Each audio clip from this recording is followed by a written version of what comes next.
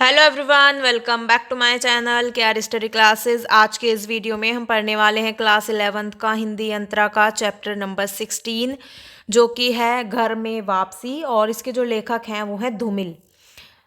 चलिए शुरू करते हैं। सबसे पहले जो धूमिल हैं उनका नाम जो है सुदामा पांडे है और उन्हें धूमिल भी कहा जाता है। तो इनका जो जन्म है वो वाराणसी के पास खेवली नामक गांव में हुआ था और हाई स्कूल पास करके ये अपनी रोजी रोटी की फिक्र में पड़ गए। ठीक है, उसके बाद सन 1958 में आईटीआई इन्होंने करी और वाराणसी से डिप्लोमा प्राप्त किया। वहीं पर ये अनुदेशक के पद पर नियुक्त हो गए और असमय ही ब्रेन ट्यूमर की वजह से जो धूमिल हैं उनकी मृत्यु हो गई। और धूमिल की अनेक कविताएं समकालीन पत्र पत्रिकाओं में बिखरी पड़ी हैं और अभी तक बहुत सारी उनकी जो कविताएं हैं वो अप्रकाशित भी हैं। ठीक है, संसद से सड़क तक, कल सुनना मुझे और सुदामा पांडे का प्रजातंत्र इनके काव्य संग्रह हैं। और धूमिल को मरणोपरांत साहित्य अकादमी पुरस्कार से सम्मानित भी किया गया था। धूमिल के काव्य संस्कारों के भीतर एक खास प्रकार का गवाहीपन है और एक भदेसपन जो उनके व्यंग्य को धारदार और कविता को असरदार बनाता है। इन्होंने अपनी कविता में समकालीन राजनीतिक परिवेश में जी रहे जागरूक व्यक्ति की तस्वीर पेश की है और 1960 के बाद के मोहभंग को प्रभावशाली ढंग से अभिव्यक्त किया है। संघर्षरत मनुष्य के प्रति धूमिल के मन में अगाध करुणा है और इन्हें लगता है कि समकालीन परिवेश इस करुणा का शत्रु है। इसलिए जो इनकी कविताएं हैं उनमें यह करुणा कहीं आक्रोश का रूप धारण कर लेती है तो कहीं व्यंग्य और चुटकुलेबाजी का। साठोत्तरी कविता के इसी आक्रोश और जमीन से जुड़ी मुहावरेदार भाषा के कारण जो धूमिल की कविताएं हैं वो अलग से ही पहचानी जा सकती हैं। धूमिल की जो काव्य भाषा और काव्य शिल्प में एक जबरदस्त गर्माहट है और ऐसी गर्माहट जो बिजली के ताप से नहीं, जेठ की दोपहरी से आती है। पाठ्य पुस्तक में इनकी जो कविता है वो घर में वापसी दी गई है और मतलब यहाँ पर हमें जो कविता है वो घर में वापसी दी गई है। और यहाँ पर ये धूमिल की एक प्रमुख कविता है जिसमें गरीबी से संघर्षरत परिवार की व्यथा कथा बताई गई है और मनुष्य जो है वो संसार की भागम भाग भरे जीवन से राहत पाने के लिए जो स्नेह, ममत्व, अपनत्व और सुरक्षा भरे माहौल में घर बनाता है और उसमें रहता है। ठीक है, ये विडंबना है कि जो तमाम रिश्ते नाते हैं, स्नेह है, अपनत्व है, उसके बीच में जो गरीबी की दीवार है वो किस प्रकार खड़ी हो जाती है। और गरीबी से लड़ते लड़ते जब इंसान या जब कोई भी मनुष्य है वो उसमें इतनी भी ताकत नहीं रहती है कि वो अपने रिश्तों को संभाल सके। रिश्तों में ऊर्जा का संचार पैदा करने हेतु कोई भी चाबी नहीं बनाई गई है।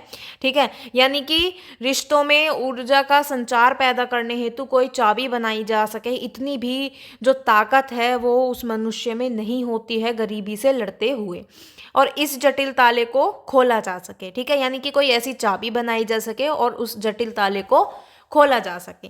कविता में एक ऐसे घर की आकांक्षा दिखाई गई है जहां पर गरीबी की दीवार की तरह बाधक ना हो और माँ, पिता, बेटी, पत्नी आदि का स्नेहिल वातावरण हो ताकि जीवन संघर्ष में घर का जो सुख है वो हमें सबको प्राप्त हो सके। अब हम आते हैं चैप्टर पर, घर में वापसी। यहाँ पर हमें कुछ पंक्तियाँ दी गई हैं। यहाँ पर जो हमें पहली पंक्ति दी गई है, मेरे घर में 5 जोड़ी आंखें हैं। माँ की आंखें पड़ाव से पहले ही तीर्थ यात्रा की बस के 2 पंचर पहिए हैं। इन पंक्तियों में जो कवि हैं वो कहते हैं कि मेरे घर में 5 जोड़ी आंखें हैं, यानी कि उनके घर में 5 सदस्य हैं और जो कवि की माँ है वो बिल्कुल वृद्ध हो चुकी हैं, बूढ़ी हो चुकी हैं। वो तीर्थ यात्रा के लायक रह गई हैं परंतु जो गरीबी के कारण वो तीर्थ यात्रा पर भी नहीं जा सकती।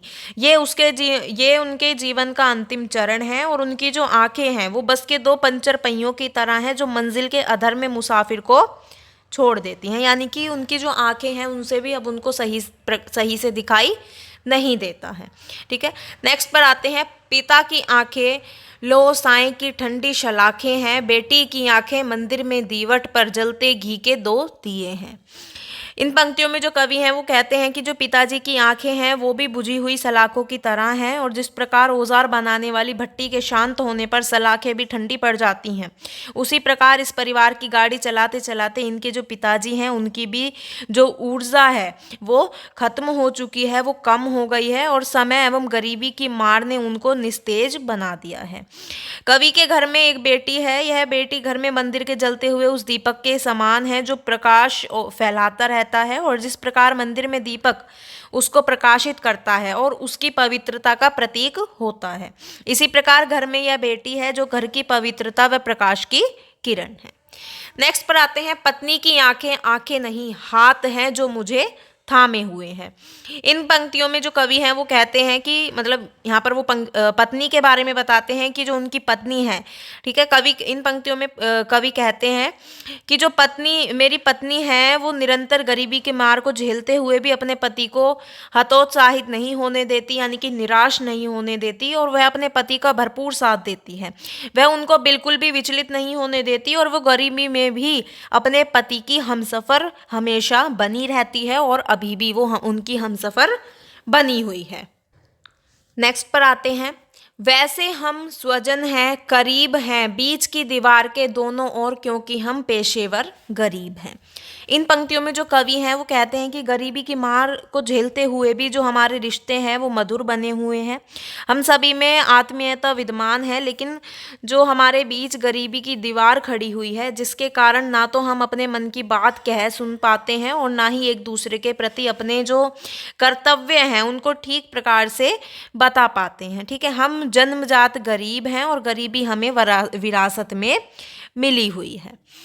नेक्स्ट पर आते हैं, रिश्ते हैं लेकिन खुलते नहीं हैं और हम अपने खून में इतना भी लोहा नहीं पाते कि हम उससे एक ताली बनवाते और भाषा के भुन्ना सी ताले को खोलते। इन पंक्तियों में जो कवि हैं वो कहते हैं कि हमारी मतलब ये जो गरीबी है वो हमारे रिश्तों को इस प्रकार जकड़े हुए है कि हम खुलकर बात भी नहीं कर पाते हैं, ठीक है। परिवार का कोई भी सदस्य अपने विचारों को गरीबी के कारण प्रकट नहीं करता है क्योंकि वो एक दूसरे की मजबूरी समझते हैं, ठीक है, एक दूसरे सदस्य की मजबूरी समझते हैं और वो किसी को निराश नहीं करना चाहते। इनके आपस के रिश्तों में गर्माहट बिल्कुल भी नहीं रही है, ये सभी चुप रहते हैं। गरीबी के कारण ये ना तो किसी चीज़ की इच्छा जाहिर कर सकते हैं और ना ही घर का स्वामी भी अपने आप को असहाय पाता है।